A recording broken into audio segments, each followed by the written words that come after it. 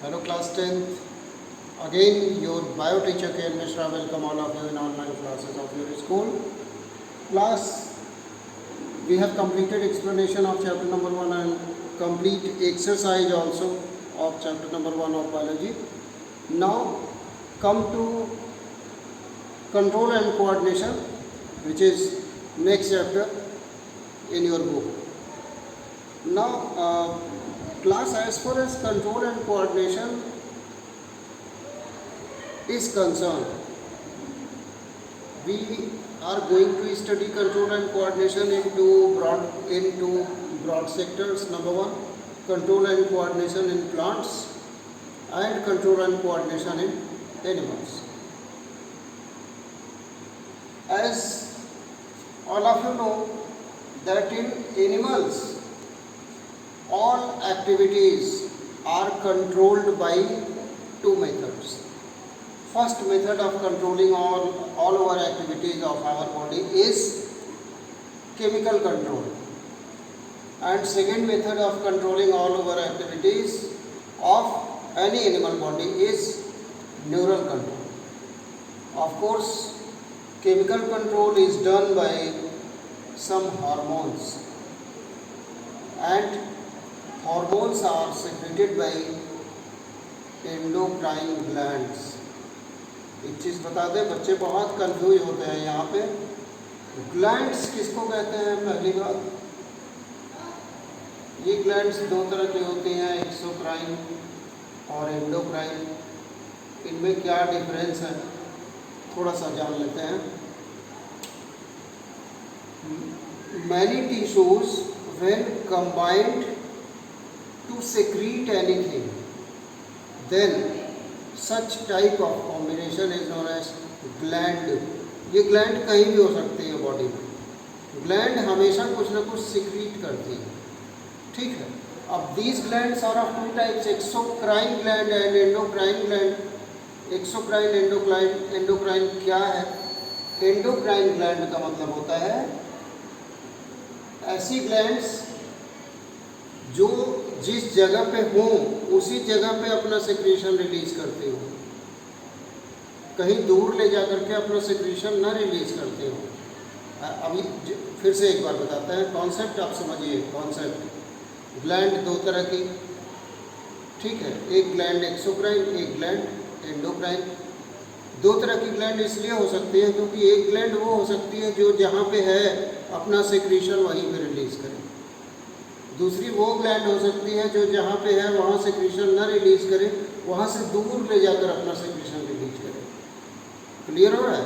अब वो ग्लैंड जिसको अपना सेक्रेशन दूर ले जाकर के रिलीज करना है, उस दूर ले जाने के लिए किसी पाइपलाइन का अरेंजमेंट होना चाहिए, तभी तो दूर ले जाकर सेक्रेशन को रिलीज करेगी, ठीक है। तो ऐसी ग्लैंड्स जिनमें उनके सेक्रीशंस को दूर ले जाने के लिए पाइपलाइन का अरेंजमेंट होता है, इन ग्लैंड्स को हम कहते हैं exocrine glands.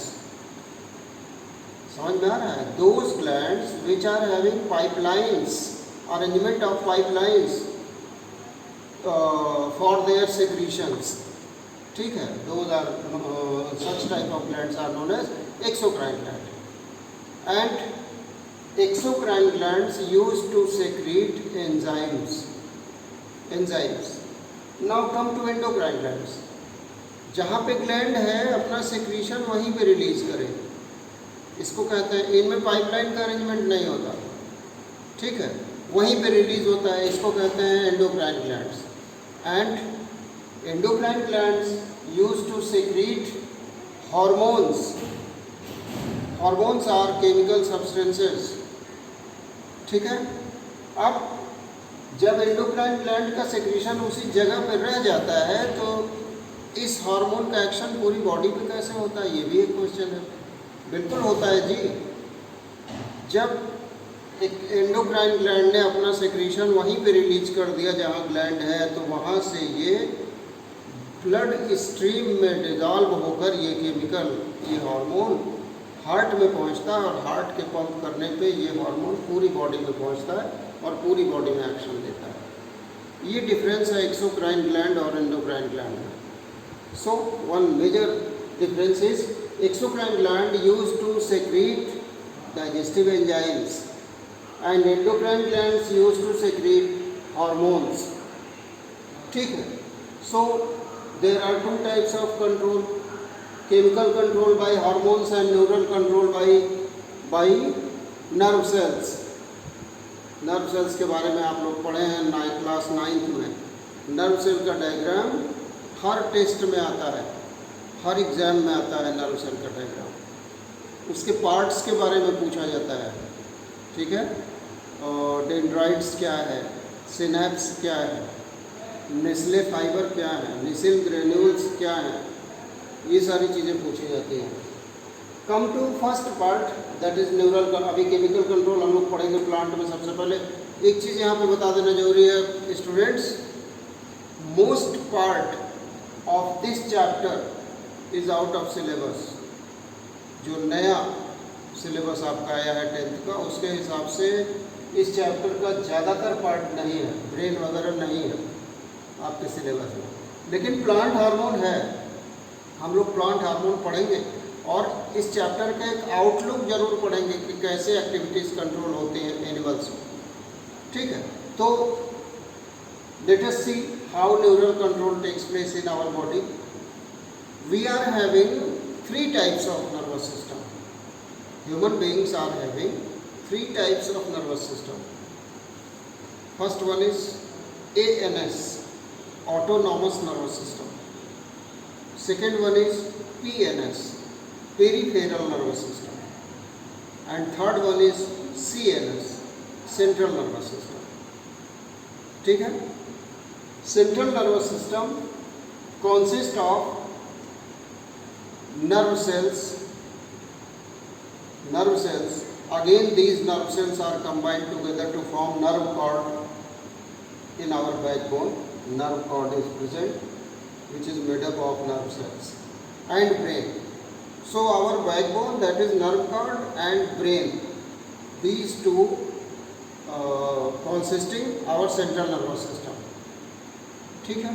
Peripheral nervous system, body की पेरीफेरी पे जो नर्व है उनसे जो एक्टिविटीज़ हमारी कंट्रोल हो रही हो वो पेरिफेरल नर्वस सिस्टम. क्लियर है. ऑटोनॉमस नर्वस सिस्टम ANS, ऐसा नर्वस सिस्टम जिस पर हमारा कोई कंट्रोल ना हो और फ्रॉम बर्थ टिल डेथ जो ऑटोनॉमिकली वर्क करता रहे, फंक्शन करता रहे. वो कौन सा सिस्टम है? वो हमारा कार्डियक सिस्टम है, हार्ट सिस्टम है. From birth till natural death. ठीक है. ये फंक्शन करता रहता है. ये ऑटोनॉमस नर्वस सिस्टम. क्योंकि सिलेबस में नहीं है इसलिए हम बहुत ज़्यादा डिटेल में नहीं जा रहे हैं. Come to hormones. हार्मोन्स में दोनों हार्मोन्स हम लोग पढ़ेंगे, एनिमल हार्मोन्स भी और प्लांट हार्मोन्स भी. लेकिन सबसे पहले let us see what are hormones. Hormones are chemical substances released by endocrine glands and they are required in very small quantity to enhance any reaction going inside our body, inside any animal's body. बहुत थोड़ी requirement इनकी होती है और ये खासकर human beings में life के खास स्टेज पे सिक्रीट होते हैं. हमेशा नहीं डेली हार्मोन सिक्रीट हो रहा है, ऐसा नहीं है. लाइफ के किसी खास स्टेज पे हार्मोन सिक्रीट होता है. फॉर एग्जांपल, एक एग्जांपल ले रहे हैं ग्रोथ हार्मोन का. ग्रोथ हार्मोन एनिमल्स में हमेशा नहीं सिक्रीट होता है. अगर आपके भीतर हमेशा ग्रोथ हार्मोन सिक्रीट होता रहे तो आपकी ग्रोथ बढ़ती चली जाए, बहुत लंबे आप हो जाए, ऐसा नहीं होता है. एक खास एज के बाद ग्रोथ हार्मोन का सिक्रीशन बंद हो जाता है. ठीक. तो hormones are chemical substances needed by our body in very little amount to enhance any chemical reaction going to be held inside our body. These are hormones. These hormones are of 2 types, plant hormones and animal hormones. First of all, we will study about plant hormones. हम सिर्फ name लिख दे रहे हैं, इनके बारे में details next online class में जानेंगे. प्लांट हार्मोन्स में हम लोग पढ़ेंगे. First plant hormone is First plant hormone is auxin. About function of auxin, about structure of auxin we will study in later online class. Second plant hormone is gibberellin. Third plant hormone is cytokinin. Cytokinins. Fourth plant hormone is ABA, abscisic acid. ABA, abscisic acid. And fifth plant hormone in your syllabus is ethylene. Ethylene. These are 5 plant hormones in your syllabus. We will study about all these 5 hormones in later online classes in detail. Out of these 5, only ethylene hormone is in gaseous form. Rest 4 are in chemical form, liquid form. Clear? This is all for today, students. Revise whatever we have studied today. Stay home, be safe. Thank you, class.